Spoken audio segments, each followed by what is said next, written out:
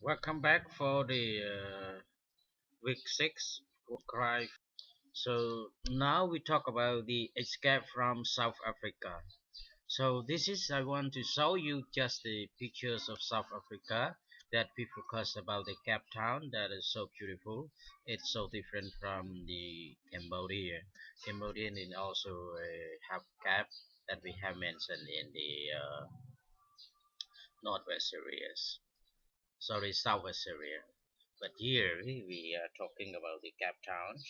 Also, in the you can see in the maps also. Yes, that the South Africa next to the Atlantic Ocean, and then we can see the Cape Town, Bell Bay, and then you can see here it's something in the Indian Ocean.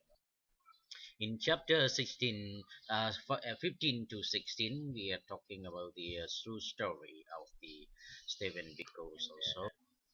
After all the attacks and the threat, Wood began to think of the plan to escape the country.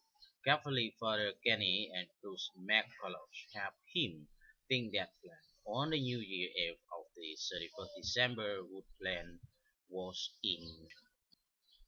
He dresses as a priest, concealed in the back seat of the windy car, so that the police watching outside their home cannot know about him. She drove to King William Town.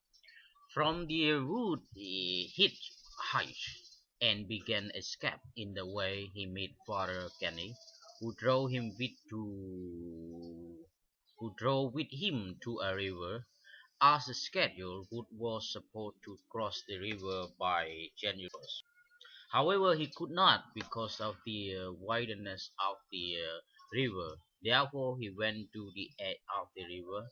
By chapter 16, Wood met the Tammy, a friend of Biko. Tammy gladly helped Wood and drove him to the Tala beach, ending the meeting with a promise to meet again in the future.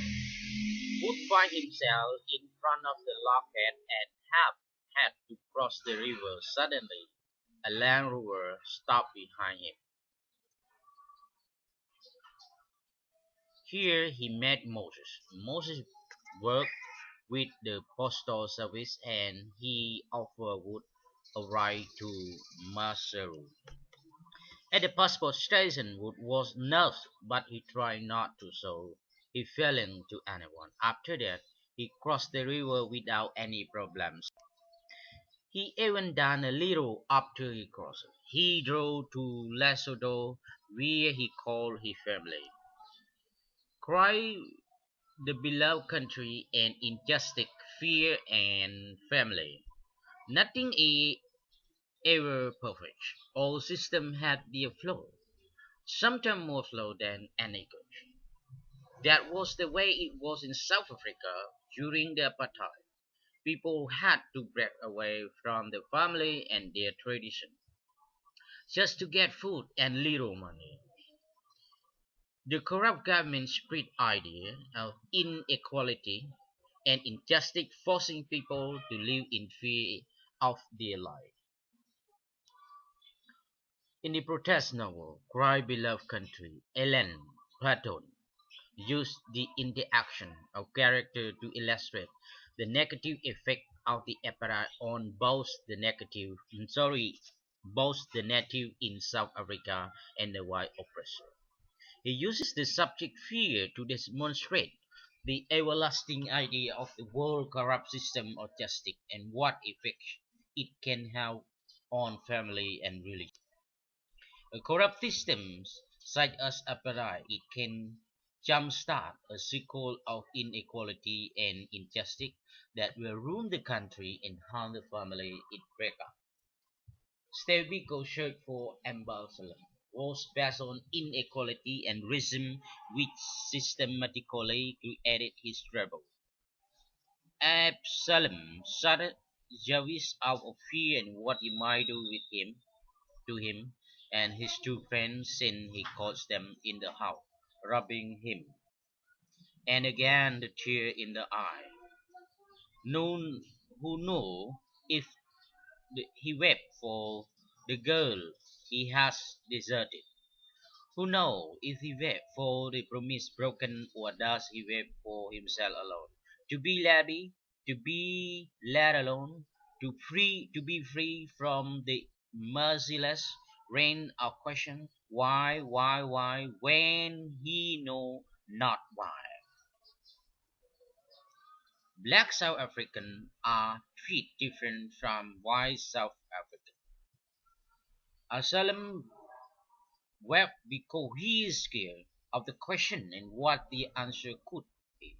He doesn't know why he shot Jerry, because he knew it was wrong thing to do. But there was nothing else to do. He was scared that Jerry would get them in trouble. He had no idea that Jerry was a man who fought for native rights. He is scared of himself and scared that since he killed a man, which in his and his family mind. If there was sin one could do, what more he could do to other people, including his father and his pregnant girlfriend. The, the native were only allowed to own small portion of the land as opposed to the white South African, whose population was minuscule to the native, but they own a much larger quantity of land. So we're talking about the escape. Donald Wood, in chief editor at the liberal newspaper, Daily Dispatch in South Africa. He has written several editorial critical of the view of Steve Biko. But after having met him, he changed his view and attracted attention from the security police.